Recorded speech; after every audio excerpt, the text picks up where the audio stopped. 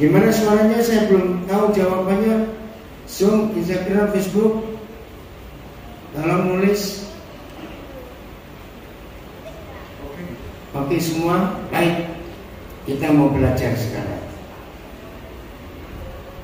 Kita mulai dengan satu ayat ini untuk kita belajar dan mengenal isi hati Papa kita di surga. Siap nggak untuk belajar mengenal tentang isi hati Papa kita di surga? Amin ya. Karena kalau kita nggak kenal dia ya kita nggak bisa apa-apa. Kejadian 5 ayat 22. Kejadian 5 ayat 22. Nah, dengan kebenaran ini nanti kita akan menemukan kerinduan Tuhan atas hidup kita. Itu jauh lebih Tuhan suka ketika kita sedang menyendiri dengan Dia. Artinya Tuhan Bapa kita di surga tidak pernah menilai kita waktu kita sedang ke gereja, sedang pelayanan, sedang doa puasa rame-rame. Bukan. Loh kenapa begitu? Saya tanya kepada saudara, orang yang kelihatan rajin ke gereja, ikut pelayanan ini, ikut pelayanan itu. Saya cuma tanya ya, jangan tersinggung. Bisa nggak dia nggak serius, pura-pura saja? Nah, hanya untuk dilihat orang. Tapi kalau kita sedang sendiri, menyendiri dengan Tuhan, kita bisa pura-pura nggak? Loh, bisa pura-pura? Enggak, karena cuma sendiri. Nah, lihat ayat ini. Ayo kita baca sama-sama. 1, 2, 3. Dan Henokh hidup bergaul dengan Tuhan. Ayat 24. Ayat 24.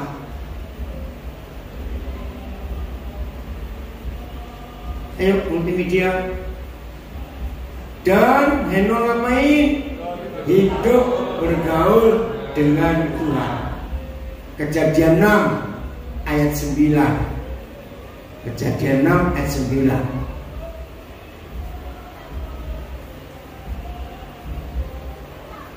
Inilah riwayat Nuh. Nuh adalah seorang yang bagaimana? Benar dan tidak bercela di antara orang-orang sejamannya. Kira-kira kalau Tuhan menilai kita dengan cara dia menilai Nuh, bahwa Tuhan mendapati, Tuhan menemukan kita ini benar di hadapan Dia, kita nggak bercela, nggak ada cacat celah di antara orang sejamannya, kita senang nggak? Senang sekali. Kenapa? Nah, baca kalimat terakhir dengan tegas. 1, 2, 3. Dan Nuh itu hidup bergaul dengan Tuhan.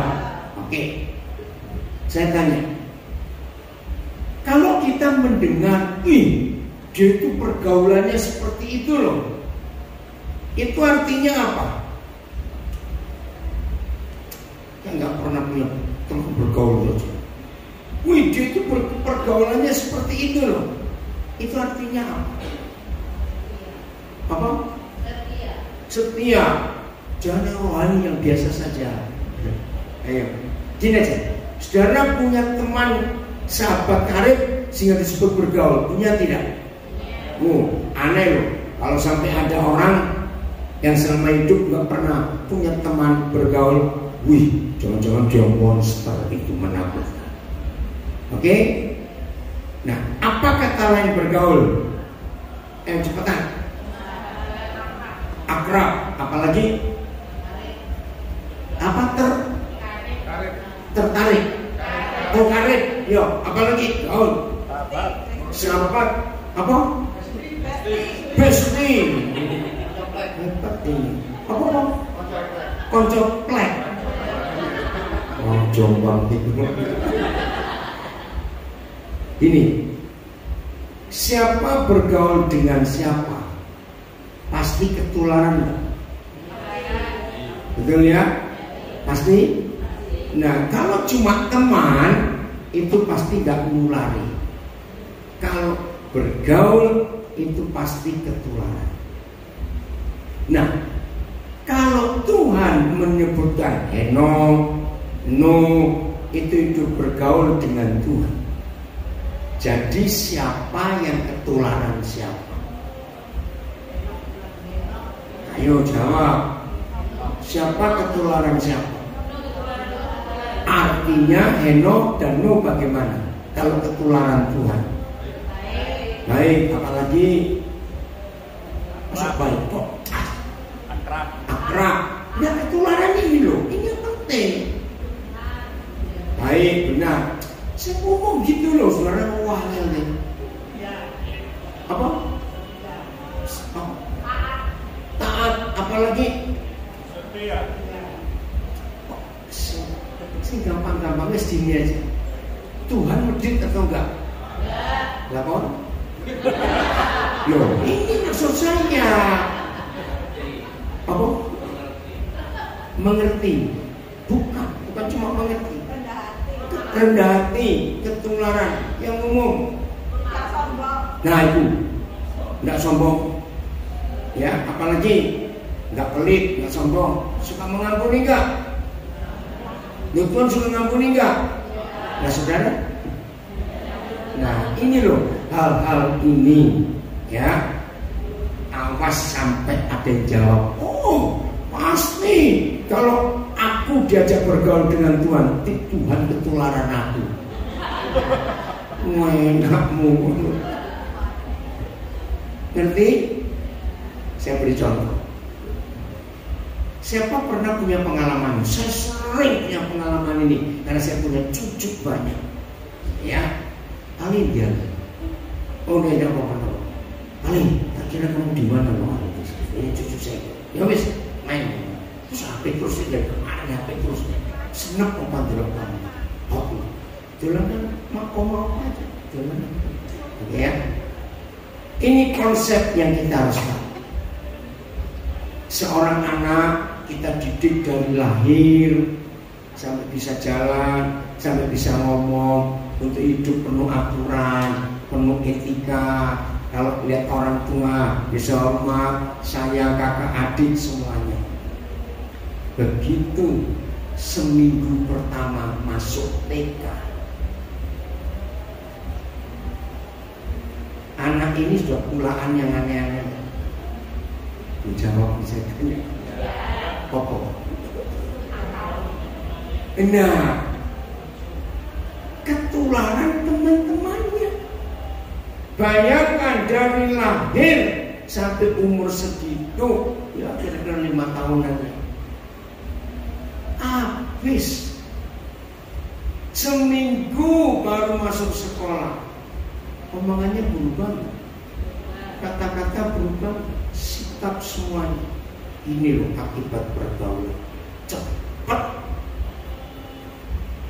Nah, dengan fakta ini saya tanya Pak, nah kita ini bergaul dengan Tuhan. Ya. Ayo, kita ini bergaul dengan Tuhan itu berapa lama? Iya, sejak kita percaya Dia, mengambil keputusan. Nah, segitu lamanya, jujur jawab, kira-kira karakter Tuhan yang mana yang nempel di hidup kita? Kalau sudah sekian tahun bergaul dengan Tuhan, ditanya gini, kamu mau gelas itu? Ya ampun, terus kamu tuh ngapain? Boleh saya tanya itu? Nah,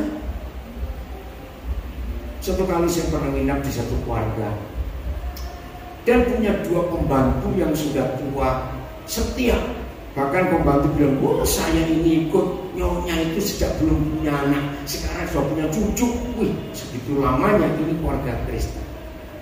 Terus saya tanya, Bi, kenapa kok Bibi ini nggak tertarik untuk tanya siapa tuannya nyonya segala? Enggak lah Pak. Loh kenapa? Habis dengan ini, nyonya itu kalau sembahyang kenceng Pak, kalau nyanyi juga kenceng, ngamuk juga kenceng. Bayangkan segitu lama ikut keluarga Kristen. Saya tanyakan, Tuhan Yesus pernah berkata, kita ini apanya dunia dan apanya dunia? Garam dunia dan terang dunia. Oke, saya waktu masih SD pernah ada pelajaran masin telur bebek, dan betul itu berhasil. Nah, sebutir telur bebek itu cukup pakai garam 1 sendok makan, dicuci bersih ya supaya nggak ada bakteri atau nempel. Ya, tapi pelan-pelan nyuci endok dipakai pecah, mau dicuci. Nah, pakai air panas, garamnya larut, setelah dingin masukkan supaya kuningnya bagus, rasa enak, berminyak, kasih sendawa. Percaya ini. Nah, kalau saudara ingin asinnya sedang-sedang, 7 hari itu cukup. Tapi kalau ingin masin, ingin asin betul, ya maksimal 10 hari. Nek mbok rendam sebulan nggak makan itu tuh. Oke? Nah, pertanyaan. Ini ilustrasi saya. Saya ini kalau kumpul siapa saja, tapi jangan ngomong orang yang mana. Anggap pendok bebek yang mau diasih. Garam dunia. Nah, garam dunianya itu seberat badan kita. Saya 62 kilo. Saya tanya, kalau ada 1 telur bebek, saya garami dengan 62 kilo, telungulan gak asin-asin, namanya garam palsu.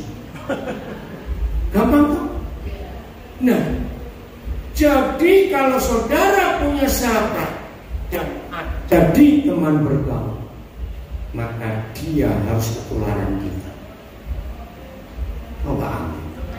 Harus ketularan kita. Itu dampak pergaulan. Oke. Bergaul itu bisa pakai jam nggak? Pakai waktu? Ayo jawab. Tidak. Nah, orang beragama tidak mungkin bisa bergaul dengan Tuhan. Kenapa? Karena orang beragama kalau mau sembahyang ada jamnya. Betul? Nggak bisa sewaktu-waktu. Lu ya mau saya tanya ke saudara, menengai. Sini kayak ngomong karo kacang hijau. Terlalu saudara ini. Ini cara saya ngajar, saya selalu ngajak interaksi. Oke? Karena orang beragama itu kalau sembahyang ada jamnya. Bahkan bukan cuma jamnya, menitnya juga dihitung. Bahkan hampir semua agama nggak cuma menitnya, detiknya pun dihitung. Ya atau tidak? Harus nunggu. Nggak boleh kecepatan, Tuhan belum muncul. Terlambat 1 detik Tuhan sudah pergi. Waduh, repot sekali. Jadi orang beragama tidak mungkin bisa bergaul dengan Tuhan. Jadi apa? Oh ya pakaian. Saya ulangi, orang beragama tidak mungkin bisa bergaul dengan Tuhan. Betul atau salah? Karena bergaul itu mau ketemu jam berapa, kapan saja nggak apa-apa. Apa bedanya teman bergaul dan tamu? Ayo cepetan. Kalau tamu ada waktunya. Ada waktunya. Bukan cuma itu, ganti baju sisiran. Betul? Kalau ada tamu kan tidak mungkin dasteran, koloran, kan tidak mungkin. Harus ganti baju, harus cuci ini, cuci itu. Kalau teman bergaul, kapan saja, kaosan singlet, dasteran, ayo kok nggak apa-apa.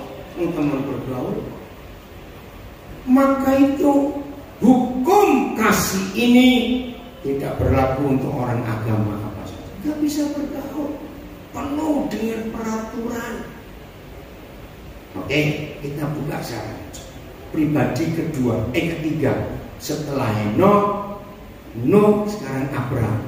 Kejadian 19 ayat 1. Ini keren sekali, saya suka sekali melihat ini. Maka itu saudara, yang Tuhan cari bukan rajinnya ibadah, Nggak dinilai. Waktu kita nyanyi muji Tuhan apa nggak dinilai, karena itu bisa pura-pura. Kedua malaikat itu tiba di Sodom pada waktu petang. Oh, ini bukan terjemahan baru ya, apa? Lot sedang duduk di pintu gerbang Sodom. Tunggu, saya salah. Ayat 18, pasal 18, maaf saya salah.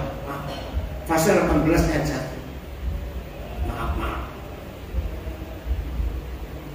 Nah, saya salah, bukan 19 tapi 18 ayat 1.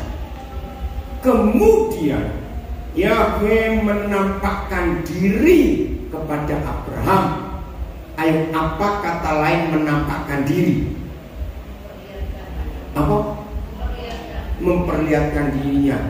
Ya gampang lah, itu tinggi sekali bahasa. Apa? Menyatakan itu masih tinggi. Nongol, susah bener. Yang gampang gitu loh. Betul ya? Kalau orang Jawa bilang, itu loh. Tuhan itu menampakkan diri. Ya, kalau bahasa Jawa agak ke mana kulon? Apa? Bejudul, mabrek, gitu, terserah. Pokoknya apa ini, betul nggak? Nah, itu Tuhan kita, bejudul, gitu ya. Menampakkan diri, nongol, muncul kepada Abraham dekat lontar banting di Mamre. Situasinya yang luar biasa. Maka itu jangan jadi orang beragama, Tuhan enggak. Jadilah sahabat Tuhan yang apa adanya. Nggak usah dipoles, nggak usah diapa. Tahun-tahun dulu ya, saya nggak dari dulu melayani saya tuh nggak pernah pakai dasi. Mati-mati dong. Belum. Oh, baterainya habis. Tes. Nah dari dulu saya tuh nggak pernah pakai dasi. Maaf lupa, gimana saya tahu Bapak bisa ngomong sendiri. Nah zaman itu saudara, gereja-gereja Pantai Kosta itu masih kuno dan kono. Begitu saya diundang dan datang, gembalanya bilang nggak bisa Pak kalau pakai batik, harus pakai dasi. Ya lucu toh, batik didaseni. Jadi itu dipaksa saudara. Ya saya bilang Pak nggak lucu. Serius. Ada beberapa gereja akhirnya tidak boleh saya khotbah. Ya nggak apa-apa, saya duduk aja jadi jemaat untuk dengar khotbah. Sampai segitunya, saya tuh sampai mikir, apa dasi itu punya pengaruh untuk dipakaikan atau tidak? Jawab, nah, apalagi kepada rekan-rekan saya di desa, saya larang pakai dasi kalau di desa. Kenapa? Buat orang desa, dasi itu lambang penjajah. Maaf lupa ini saya cuma ngomong diri.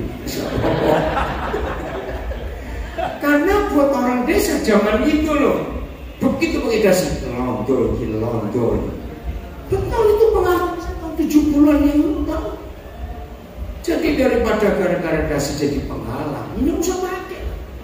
Berapa kali saya khotbah di desa tahun 70-an itu pakai sarung, pakai peci, nggak apa-apa. Dan orang desa lebih menerima. Begitu. Kenapa? Saya ada apa ini? Sungguh. Ya kalau ada pengaruh saya berhenti dulu.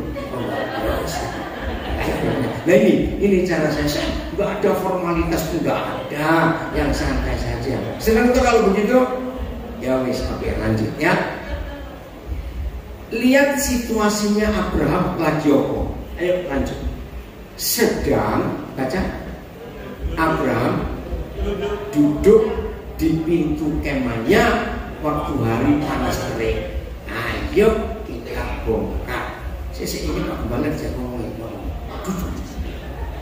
Pak Gembala harus dengar sampai selesai. Tidak apa duduk. Loh, kok malah. Saya nggak mau ada orang dengar firman terganggu. Saya nggak mau ya. Maaf. Abraham sedang santai atau sedang berdoa?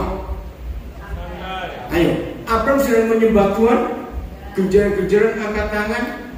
Enggak. Apa yang dibuat oleh opa ini pada hari panas terik duduk di pintu kemah? leye-leye. Zaman itu ada listrik, jadi ada kipas angin, ada AC, ya kalau kipas angin kalau nggak ada listrik, kepanasan cari aman. Leye-leye itu kata bagus. Nah ini saya kembali ke sekolah ini. Untung saudara yang pernah jadi guru sekolah itu untuk bisa diperkaya dengan kebenaran. Saya 13 tahun lebih jadi guru sekolah ini. Nah, waktu saya ngajar tentang Abraham, saya tuh tanya semua anak-anak di kelas berapa saja. Anak-anak, kan dulu nggak ada fotonya Abraham, jadi nggak tahu. Saya tanya, menurut kalian, Pak Abraham itu gemuk atau kurus? Saya tahu jawabannya semua jawab gemuk. Saya nggak ngerti kenapa itu anak-anak. Ya saya lebih percaya anak-anak daripada orang dewasa. Karena orang dewasa pakai politik. Betul, anak-anak nggak ada. Bayangkan orang gemuk, kepanasan, leye-leye duduk di pintu kemah. Pakai baju nggak? Pakai baju nggak? Cepetan jawab. Beledek, betul. Serius. Yang Maha Kudus berjudul ini ya. Yang Maha Kudus hadir, nggak pakai protokol. Lu kagum nggak cepetan? Wow, betul begitu. Yang seperti Abraham modelnya gemuk, duduk di pintu kemah. Coba merem sebentar, kira-kira gaya duduknya itu kayak apa? Lo betul nggak? Ngelemu lo.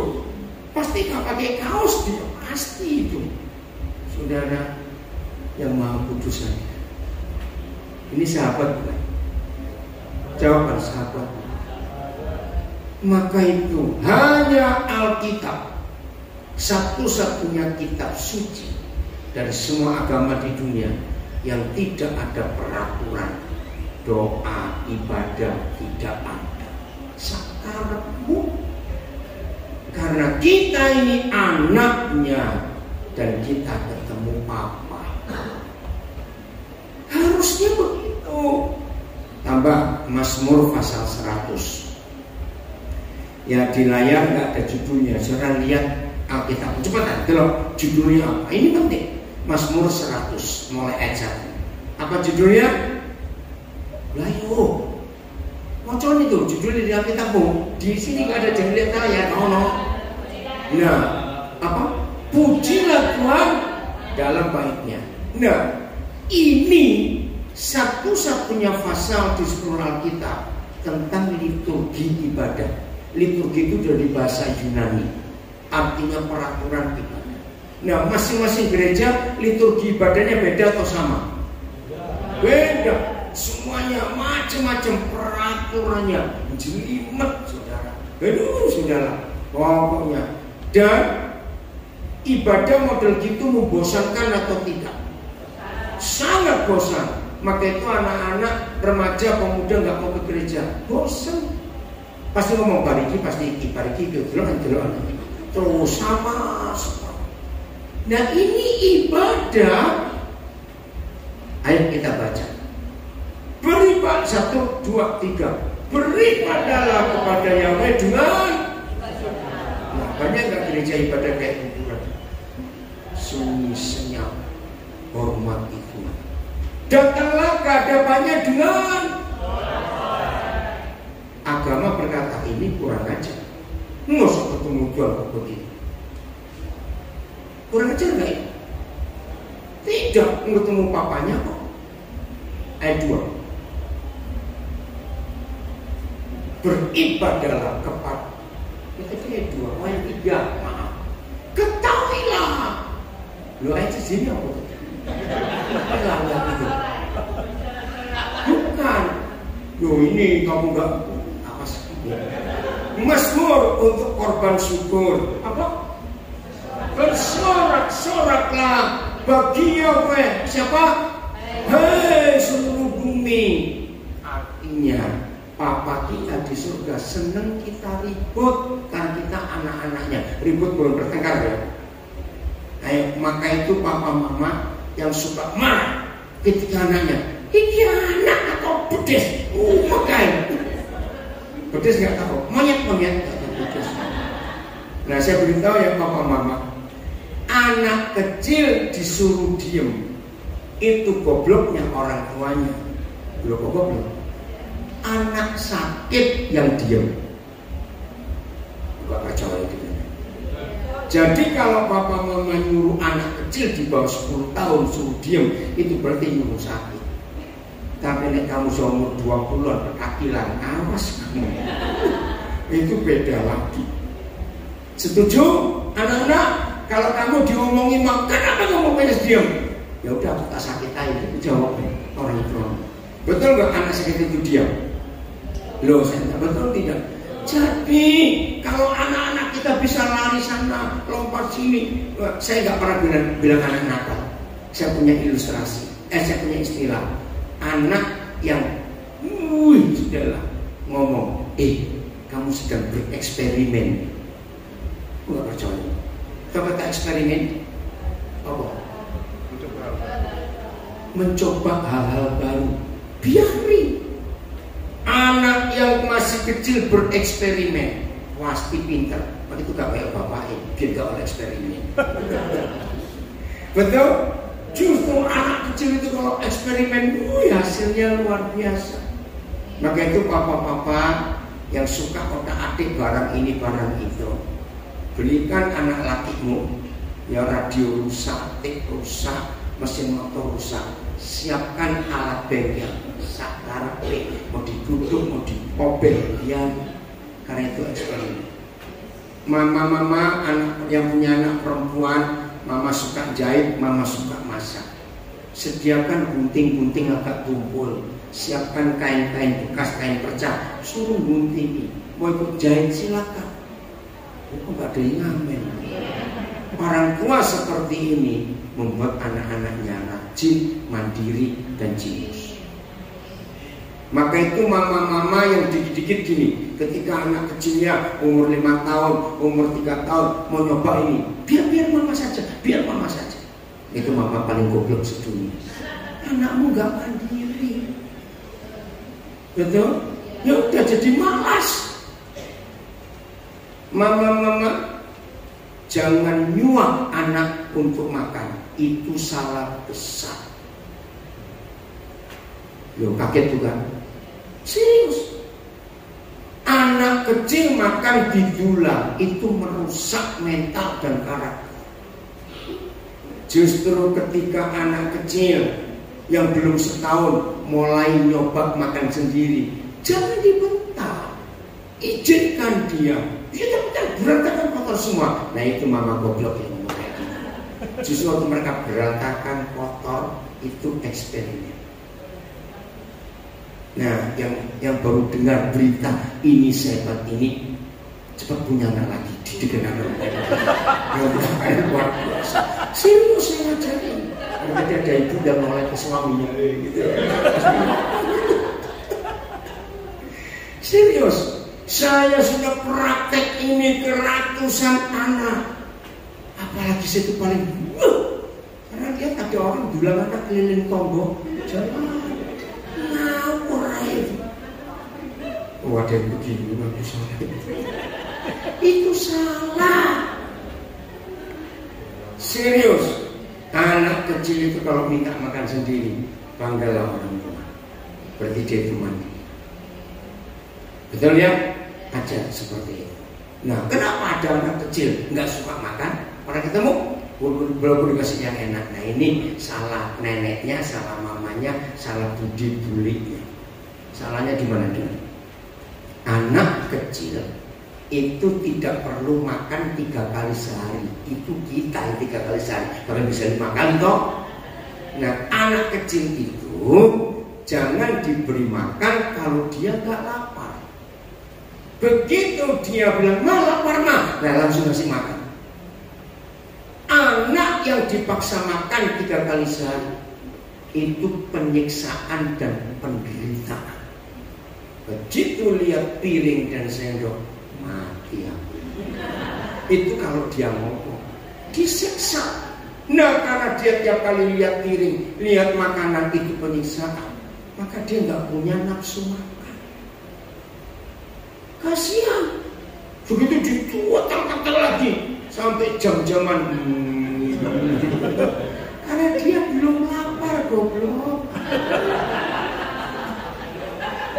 Berubah yang awas kan, menyiksa anak. Serius, itu penelitian saya. Ya kok ketemu juga goblok. Oh banyak goblok untuk anak kami. Maka itu hidup dengan firman. Saya ini kok bisa ngerti dia karena bergaul dengan Bapa di surga. Ayo menikmati kehadirannya. Seru loh kok kita lihat Mazmur 100 itu boleh lompat-lompat, boleh teriak, boleh sorak-sorai. Justru Papa senang karena kita sehat. Jadi banyak gereja isinya orang sakit nggak? Berdiri, duduk, terus gitu kayak robot. Salah. Lanjut Mazmur 100 ayat berapa menit? Ya, oke saya baca lagi ya. Loh, mana satunya dulu? Yesus apa? Lanjut ayat. Ketahuilah bahwa Yahweh Tuhan, ya Yahweh itulah Tuhan. Ini kalimatnya. Dialah yang apa kata yang menjadikan? Ya apa kata yang menjadikan itu? Yang buat. Betul? Dialah yang buat kita. Dan kita kepunyaan siapa? Kepunyaan dia. Saya mau ngomong, saudara kalau bisa buat kue, ya apapun jenisnya, terus hasil kue saudara entah yang dikukus, entah yang di oven, entah yang digoreng, donat, pisang goreng, apa saja, wajib, lemper atau apa saja. Terus orang bisa nikmati. Dan sebelum dinikmati, dia lihat, kok pintar kamu ya, bagus sekali kamu buat ini. Senang gak? Terus jawaban senang gak? Nah seperti itu. Mengapa Papa bilang kita ini buatan dia? Jangan kaku hidup ini. Setuju? Nah kapan saudara kalau membuat sesuatu orang bisa nikmati dan orang muji? Apa? Apa? Enggak, nek gak medit. Oh yo. Ya kalau pelit enggak mau bagi. Loh, gak percaya. Ya betul enggak? Kalau saudara pelit buat apa saja, cuma saudara senyum-senyum. Wih apik enek gaweanku. Wih apik. Lucu gak ada orang muji dirinya sendiri. Nah itu orang pelit, ingat itu saja. Karena kita suka bagi dan bisa buat apa saja. Orang menikmati. Senang gak Tuhan lihat kita kayak begitu? Apa yang kita buat orang memuji Tuhan. Betul? Saya kok saudara belum nyambung gini. Saudara buat roti, buat kue, buat makanan apa saja, masakan yang saudara atur rapi, dihias semuanya itu. Senang gak kalau ada orang muji? Nah, dengar. Apa kita senang?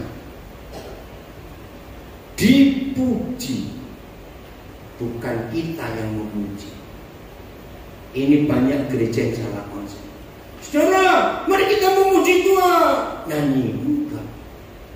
Mari kita beri kemuliaan buat Tuhan. Tepuk-tepuk tangan. Tidak ada ayat. Memuji itu bagaimana? Markus 2 ayat 12. Ini loh, kita ini buatan dia, kita ini punya dia, artinya luar biasa. Markus 2 ayat 12. Roh Kudus kami mau berubah mulai hari ini. Nah, dan orang itu pun bangun, segera mengangkat tempat tidurnya dan pergi keluar di hadapan orang-orang itu, sehingga mereka semua, nggak satu dua orang, mereka semua bagaimana? Kembali ke contoh. Kalau saudara buat kue, buat masakan, buat gorengan yang menarik dilihat, yang enak rasanya, lalu saudara bagi, lalu orang bilang luar biasa, itu memuji Tuhan. Seperti orang itu memuji saudara. Mereka semua takjub, lalu Nah, kata lain memuliakan itu apa? Memuji, bukan tepuk tangan. Lalu semua orang yang takjub itu memuliakan Tuhan, katanya. Intonasi yang benar. Yang begini belum pernah kita lihat. Artinya apa? Takjub itu artinya apa? Ini cepetan. Terheran-heran. Karena apa? Bukan cuma mujizat. Oke, tak jelaskan. Gereja itu melakukan rutinitas. Nah, kalau yang kita lakukan rutinitas, ada nggak orang yang gumun, kagum? Enggak, ditolak aja enggak, bodoh terus. Tapi kalau kita bergaul dengan Tuhan, pasti ada hal-hal yang baru. Amin. Nah, hal-hal baru ini kalau kita buat dan ada orang yang menikmati, mereka memuji Tuhan. Jangan puas kalau saudara bisa nyembah Tuhan 4 jam, tapi kanggo awakmu dhewe. Tuhan gak suka. Jangan puas saudara bisa kan seringkali ada gereja buat saudara ibadah 24 jam para pemusik pas semua ganti. Nggak penting. Lo kenapa? Sing delok kamu sendiri kok. Orang luar nggak pernah menikmati apa yang kita buat. Kalau Tuhan yang membuat kita dan kita hidup ini bisa dinikmati orang lain, seperti roti, gorengan, makanan yang saudara buat dan saudara bagi ke orang lain, dan orang lain pinter kamu ya, luar biasa. Itu pujian. Daripada saudara masak dewe, mbok foto dewe, mbok puji dewe. Lucu nggak itu? Lucu, itu orang medit, nggak pernah bagi-bagi. Maaf saya ngomong, betul tak? Tapi kalau kita bagi dan orang yang sudah enak, bagus lagi. Apalagi kalau sampai ada orang ngomongin, gak mentolo mangan aku saja ngapi. Karena aduh bagus sekali, saya mau bikin kok sayang. Tuhan yang terima puji. Kapan terakhir kali ada orang memuji Tuhan karena kebaikan Tuhan yang kita terima dan kita bagi ke orang lain? Ini baru pujian. Jadi bukan kita teriak-teriak, nyanyi-nyanyi sampai suaranya serak, genjel-genjel gitar, senangnya podok kabeh karena semangatnya. Bukan itu. Jadi sekarang nanti memuji Tuhan artinya apa? Saya sudah ngomong sampai kayak gini loh. Jadi apa memuji Tuhan artinya? Ayo. Menikmati. Orang lain menikmati buatan Tuhan. Kita buatan siapa? Yowes. Dan buatan Tuhan suka bagi. Lu bakal jawab. Tuhan suka membagi? Pasti. Nah, ketika dia buat kita dan hasilnya bagus, dia bagi ke orang. Wih, kok luar biasa kamu. Tuhan yang memuji. Ini baru yang benar. Ayo saudara kita memuji Tuhan. Mari kita beri tepuk tangan buat Tuhan. Kemuliaan bukan. Loh, enggak. Loh, saya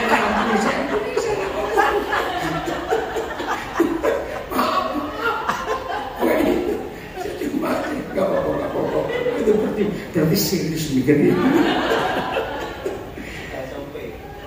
Oh, ada SOP, ya, ada SOP syarat itu, oke, nggak apa-apa, nggak usah. Nanti kamu ini loh yang Tuhan cari, kita memuji Dia itu seperti ini. Luar biasa. Setuju? Mau berubah mulai hari ini? Nah, karena kita ini buatan Dia. Biar apa saja yang kita buat karena Tuhan, orang lain akan memuji Dia. Amsal 3 ayat 27-28.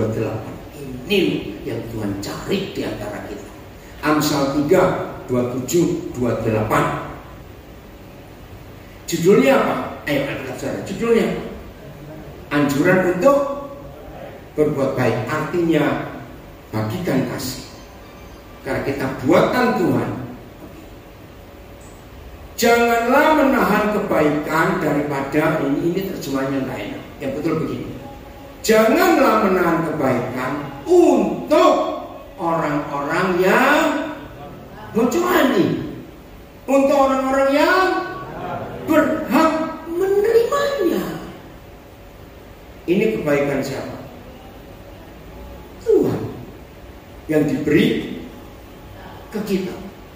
Nah, ketika kita terima kebaikan Tuhan, jangan pelit. Ayo, jangan tahan, cepetan, ayo bagi.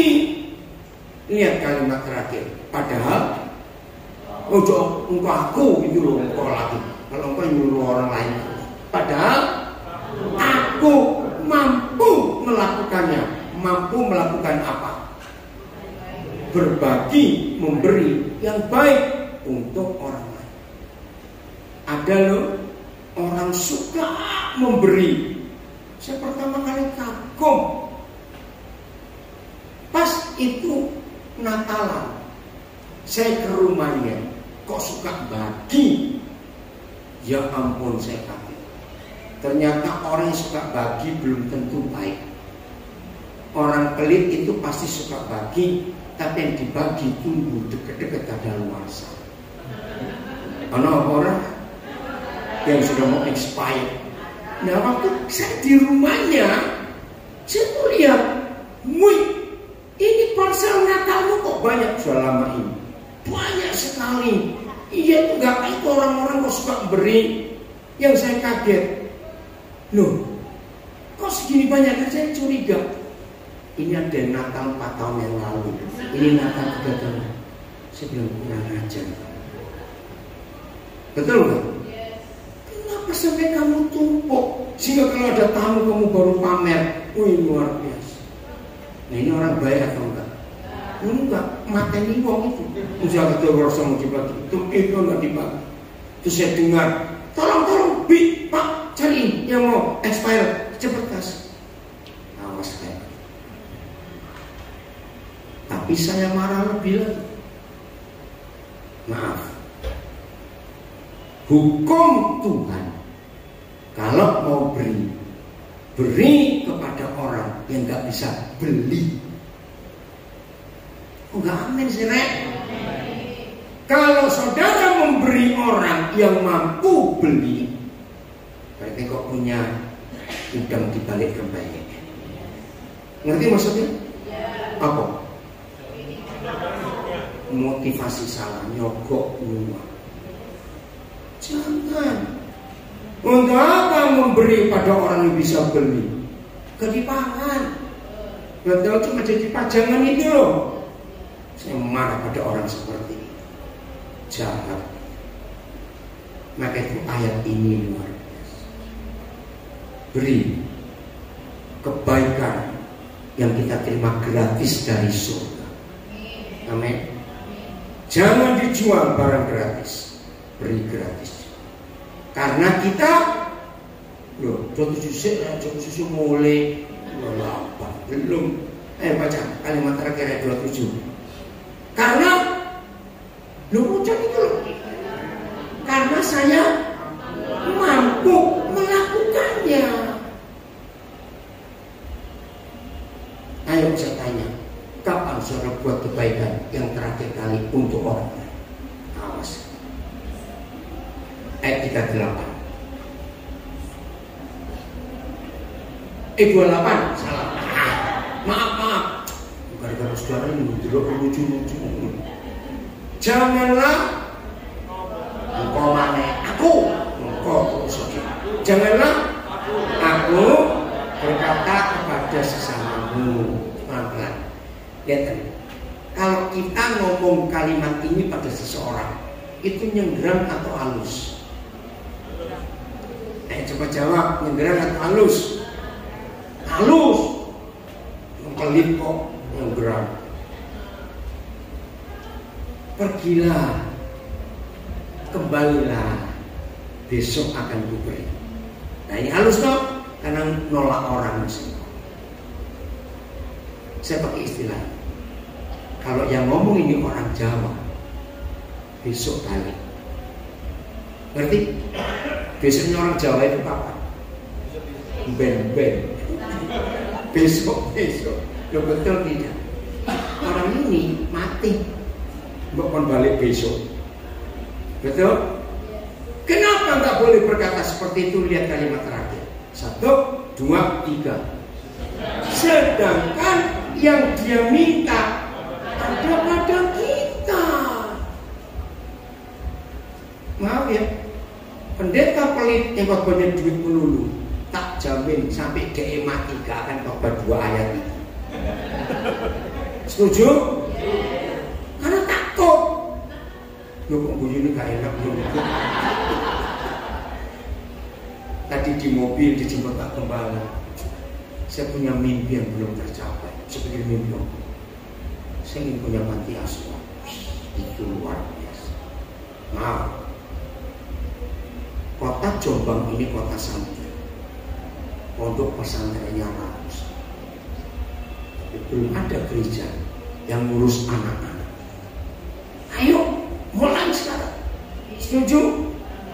Kalau yang mereka minta kita punya, jangan minta orang lain untuk beri. Inilah arti balik Mazmur 100 tadi itu yang ini buatan dia. Ini loh artinya itu Mazmur 100 itu tadi saya lupa. 3, bukan 1 buatan dia itu Bu. Ya wes saya buatan dia. Itu 3 ayat baca lagi Mazmur 100 ayat. Wes aja dulu mandek dengar kami ini dulu.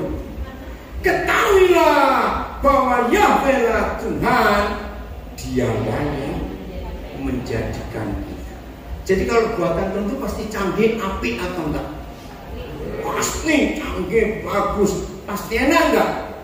Nah, kapan orang lain bisa menikmati buatan Tuhan? Ngerti pertanyaan ini? Orang pelit nggak bisa menggenapi ayat ini karena nggak mau berbagi. Ini luar biasa dan punya dia kita ini.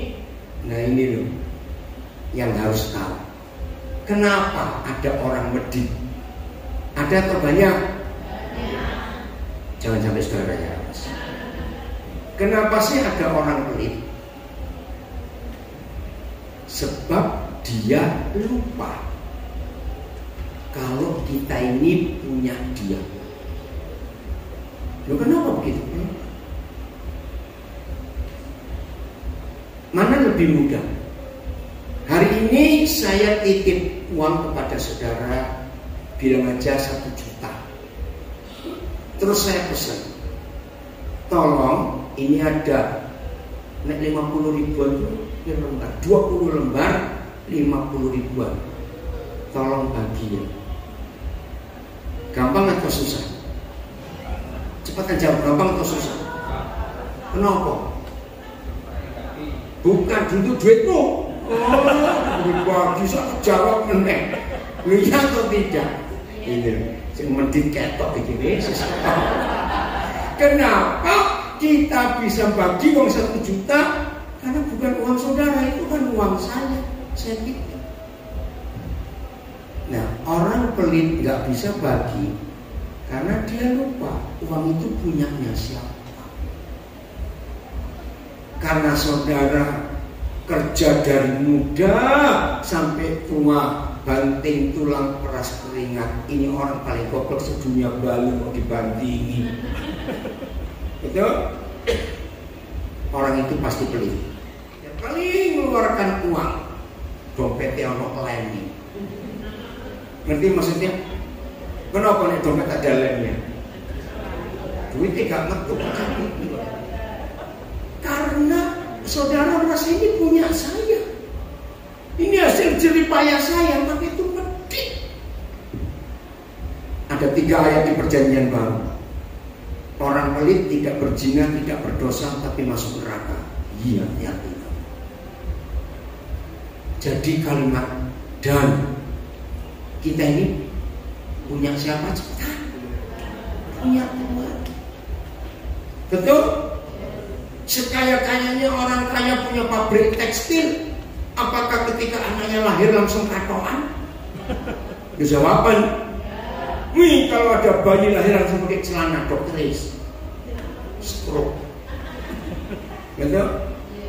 Apa saudara punya kenalan toko emas sukses kaya sampai punya 8 toko di Jombang misalnya? Percaya kalau anaknya lahir langsung pakai gelang? Jawaban cepat. Artinya apa kalau kita lahir telanjang? Miskin.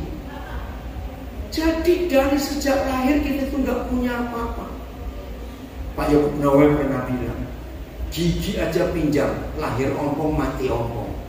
Usia tua, betul tidak? Jangan sampai lahir giginya penuh. Wih, bidanya. Ya kok kira-kira itu.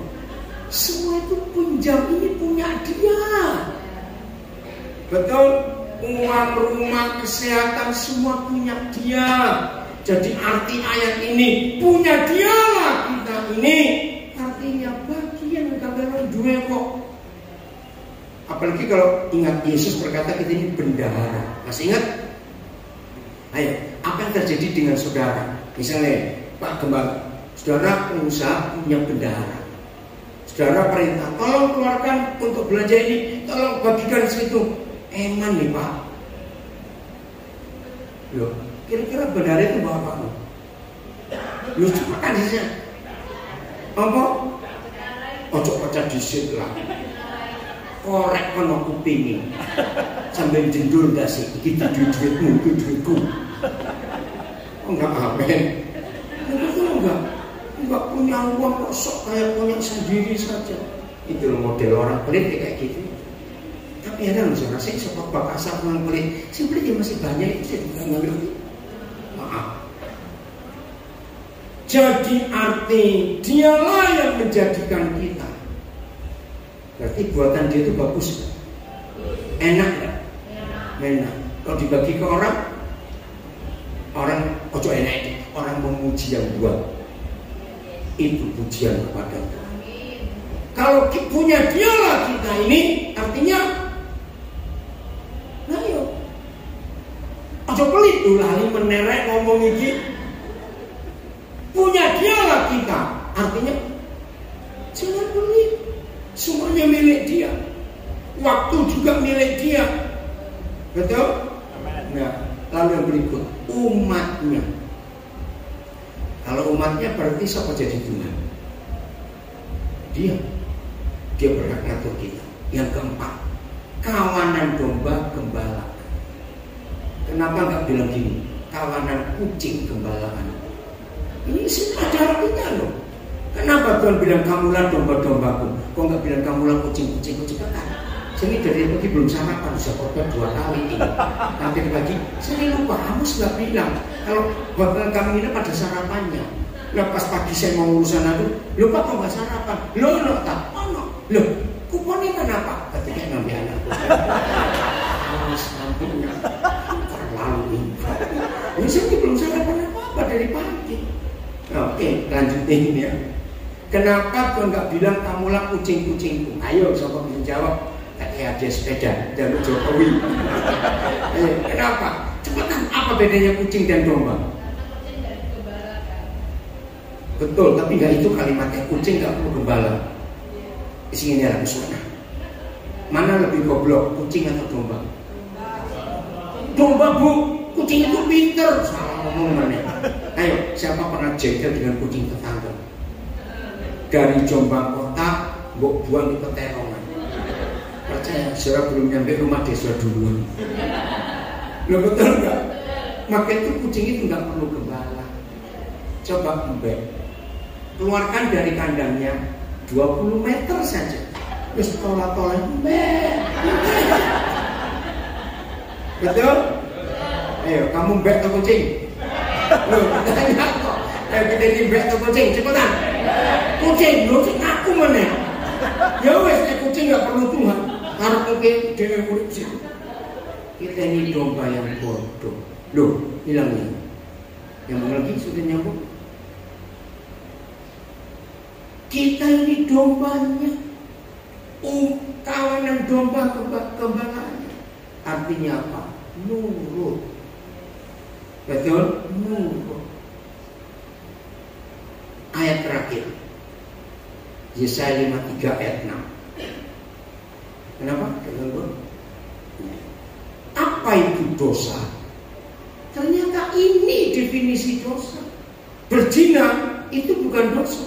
Membunuh itu bukan dosa. Itu buahnya. Dosanya itu bukan itu. Ini loh yang kita banyak nggak tahu. Kita ngapain? Baca cepetan.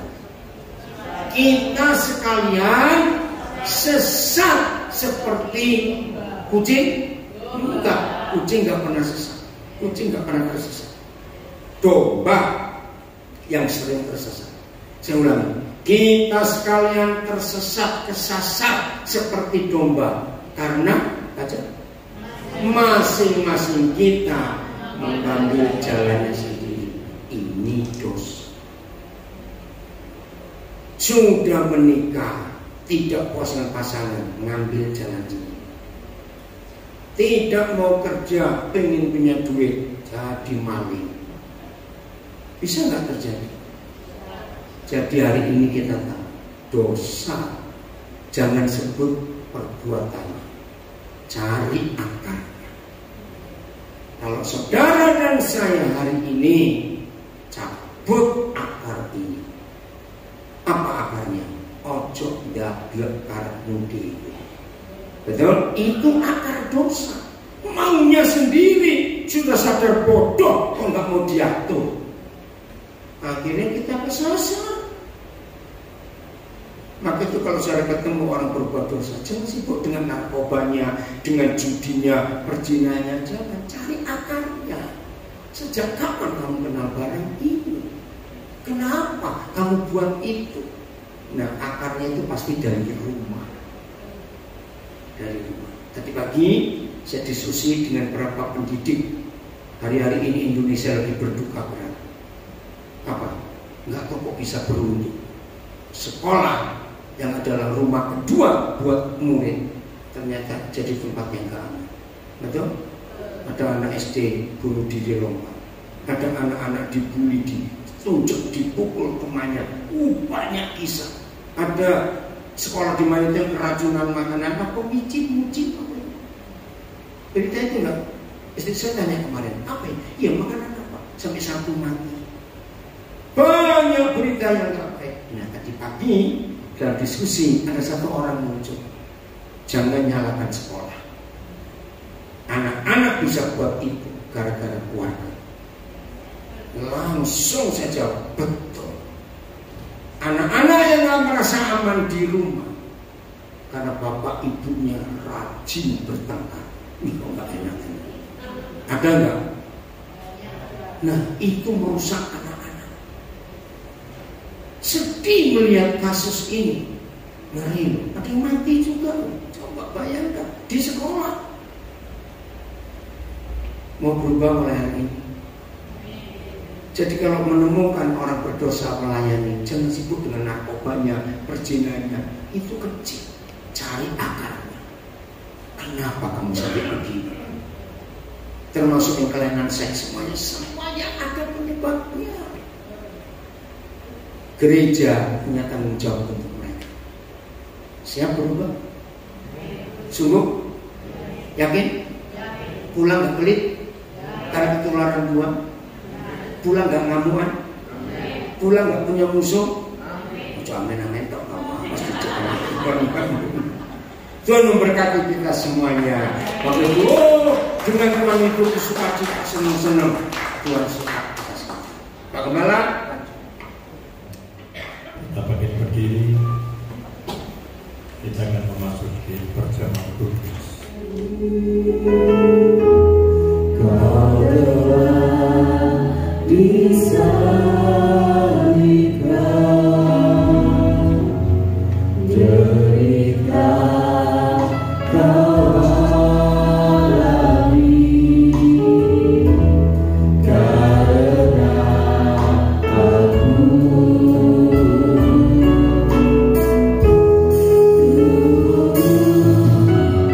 dahulu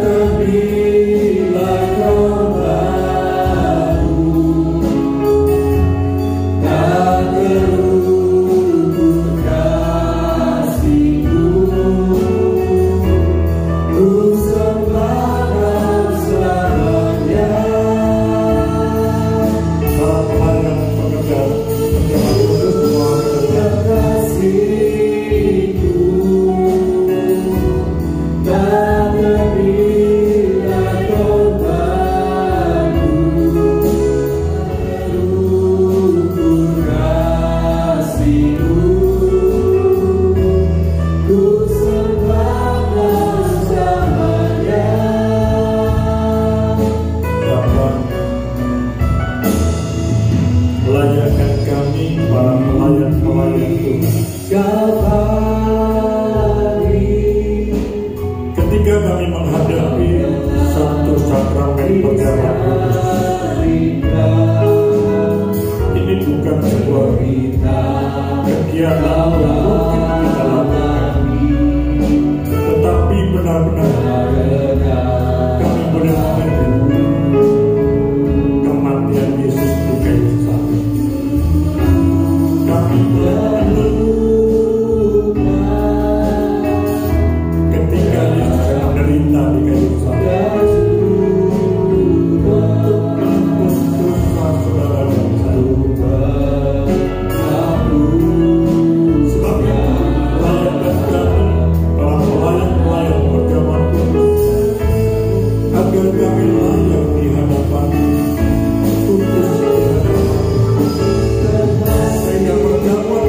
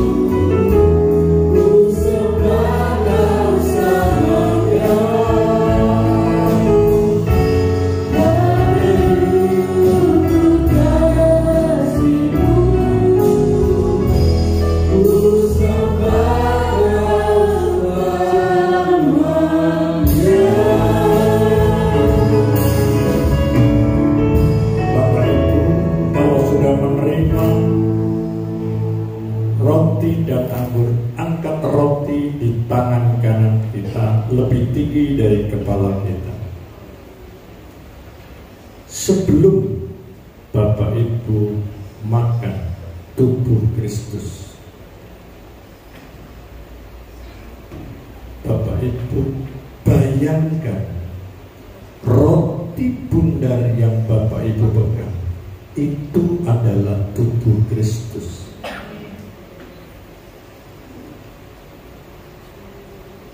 Sebelum kita makan, mari kita berdoa sejenak.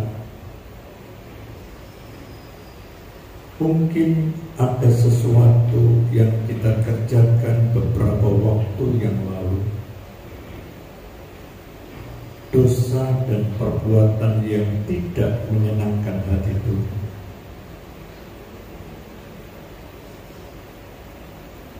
Bapa,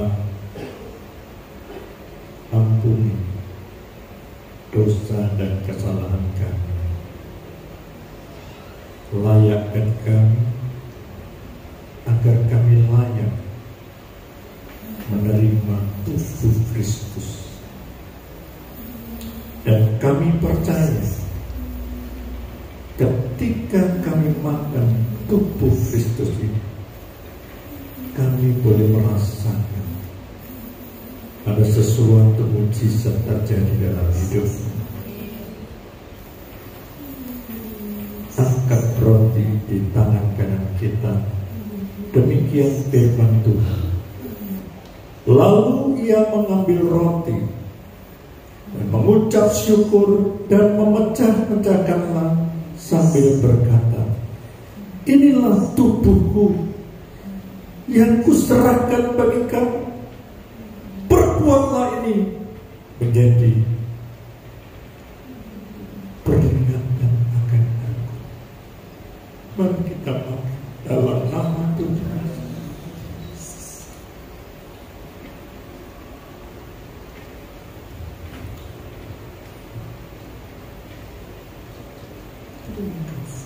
Terima kasih.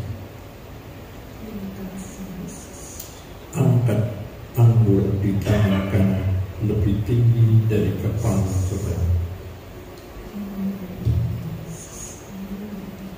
Cawan yang kita pegang itu bukan sekedar minuman biasa. Bayangkan dalam pikiran saudara bahwa cawan ini adalah darah Kristus. Demikian juga ia mengambil cawan sesudah ia meminum. Cawan ini adalah perjanjian baru yang dimeteraikan oleh darah. Perbuatlah setiap kali kamu meminumnya menjadi peringatan akan darah. Mari kita minum bersama-sama dalam nama Tuhan Yesus.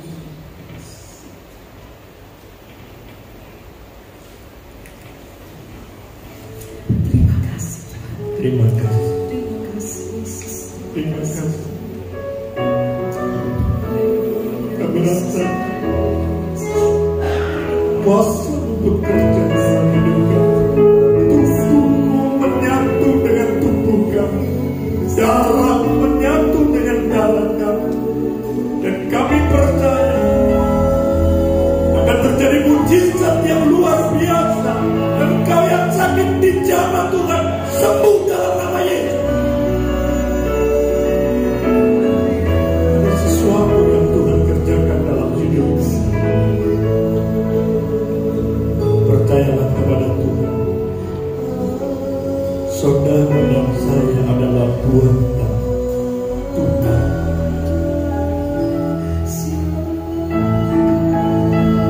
Berikan hidup kita apa yang sudah kita terima dari Bapa, biar kita boleh membagi-bagikan kepada orang lain, supaya orang lain menikmati apa yang Tuhan beri dalam hidup saudara.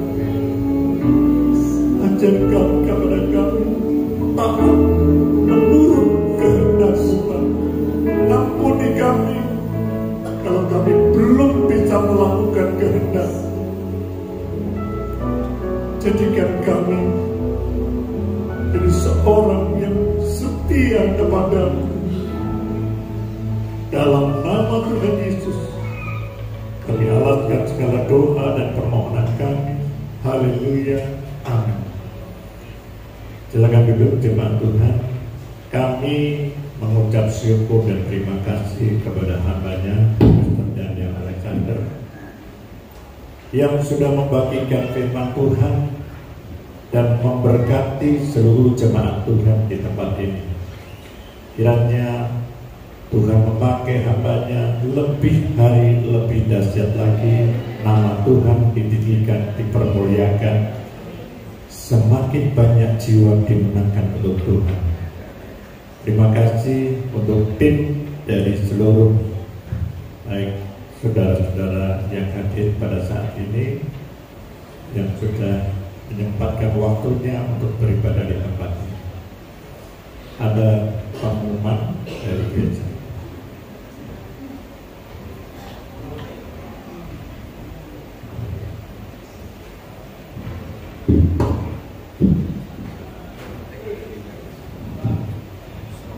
Puji nama Tuhan, shalom. Sebelum pengumuman disampaikan, kami memberikan kesempatan bagi kaum wanita untuk memberikan persembahan pujian dari Tuhan. Waktu dan tempat kami persilakan.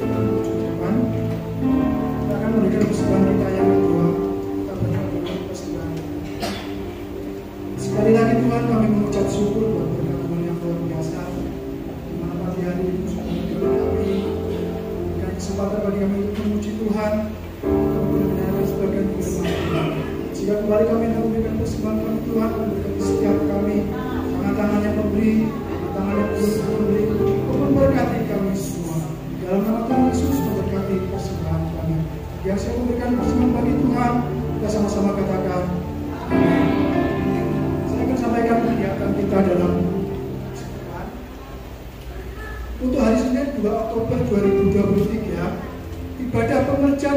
jam 17 atau jam 5 sore. Kemudian dari Selasa 3 Oktober 2023, doa puasa dimulai jam 10 pagi. Kemudian hari Rabu 4 Oktober 2023, ibadah tengah minggu dimulai jam 18 atau jam 6 sore. Adapun pelayan untuk ibadah tengah minggu adalah untuk worship leadernya Bapak Victor Felix, singer Bu Anggar dan Bu Hana. Penerima tamu Bapak Ibu Kristiansi, multimedia Petra, kolektan Bu Eko dan Bu Rika. Kemudian hari Sabtu 7 Oktober 2023, ibadah Hib dan Dewasa Muda dimulai jam 17 atau jam 5 sore. Kemudian hari Minggu 8 Oktober 2023, ibadah layak dimulai jam 9 pagi.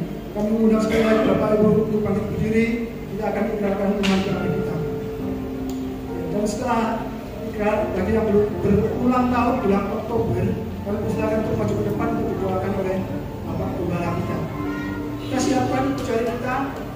Kita angkat 2, 3. God is good all the time and all the time. God is good. Tuhan Yesus memberkati. Bagi yang berulang tahun bulan Oktober, silakan.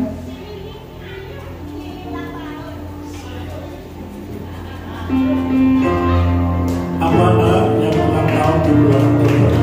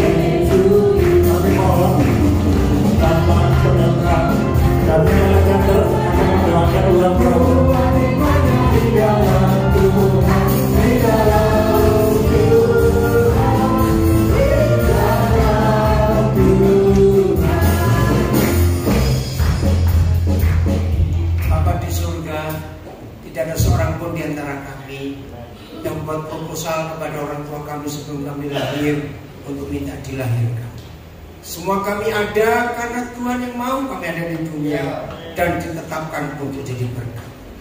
Hari ini anakmu Bu Lili mensyukuri minggu ini atau bulan ini ulang tahunnya. Ketika Bu Lili lahir, papa mamanya pun belum tahu dia ini mau jadi apa, mau kemana, siapa, keluarganya semua. Tapi ajaib dengan penentuan Tuhan, Bu Lili bisa jadi berkat sampai hari ini.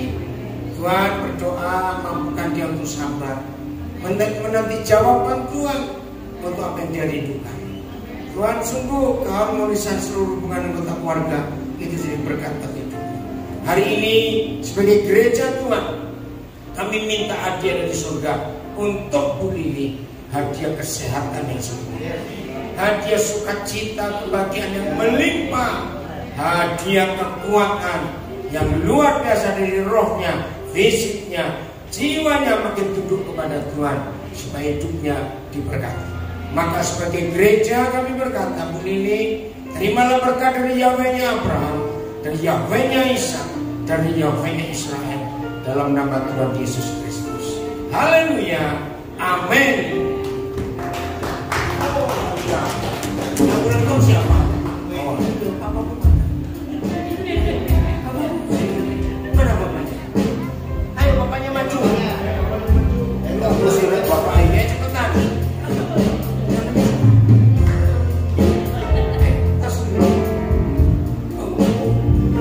Anak berapa?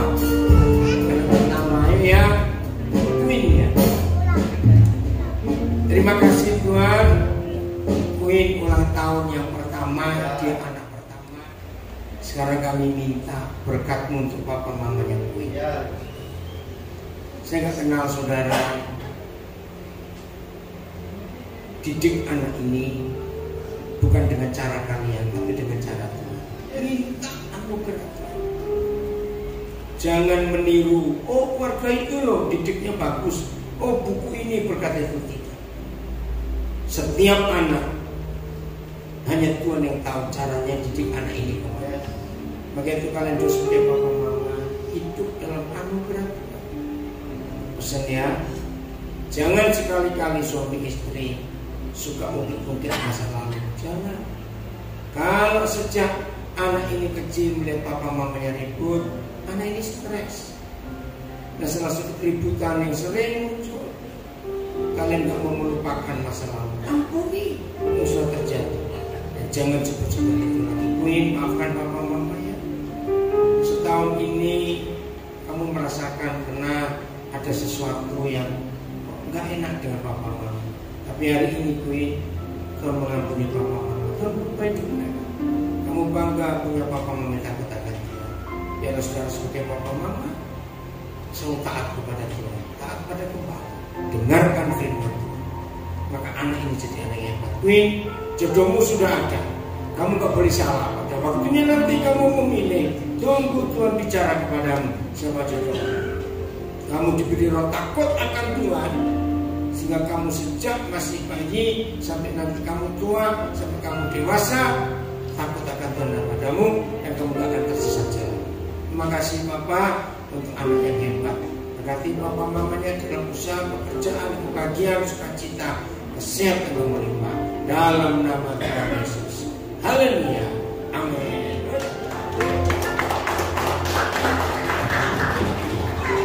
Kita akhiri ibadah pada pagi ini. Bapa, kami mengucap syukur dan terima kasih.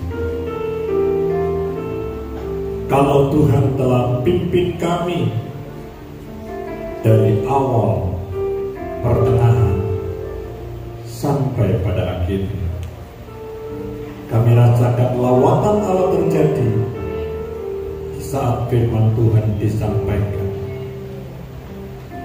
Berkat melalui firman-Mu mengalir dalam hidup kami. Kami percaya hari ini akan terjadi pemulihan demi pemulihan. Keluarga-keluarga dipulihkan Tuhan. Hubungan suami istri dipulihkan Tuhan. Hubungan antara anak dengan orang tua dipulihkan Tuhan. Angkat kedua tangan saudara. Dalam nama Tuhan Yesus, Tuhan memberkati dan melindungi engkau. Tuhan menyinarkan wajah-Nya kepadamu dan memberikan engkau kasih karunia. Tuhan menghadapkan wajah-Nya kepadamu dan memberikan engkau damai sejahtera. Saudara-saudaraku yang kekasih, pulanglah ke rumah saudara masing-masing dengan membawa berkat, damai sejahtera, masa depan yang penuh pengharapan, mulai pagi ini sampai Tuhan Yesus datang kedua kalinya. Yang percaya katakan amin.